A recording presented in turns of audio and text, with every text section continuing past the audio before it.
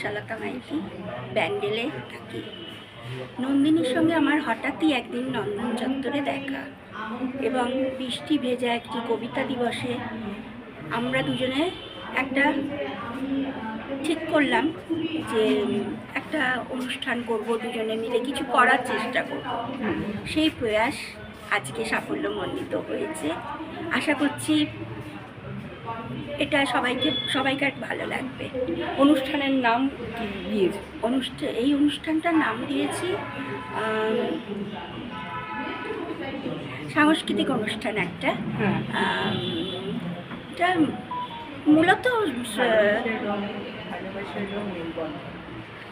ভালোবাসার রং মেলবন্ধন। হ্যাঁ, এবং এর মধ্যে রয়েছে আবৃত্তি, নাচ, কোলাজ, শ্রুতি নাটক, সব কিছু। আচ্ছা, আমাদের ভবিষ্যতের পরিকল্পনা হচ্ছে পলাশের বনে একটা উৎসব, বসন্ত বাহার এবং একটি গ্রন্থ সংকলন।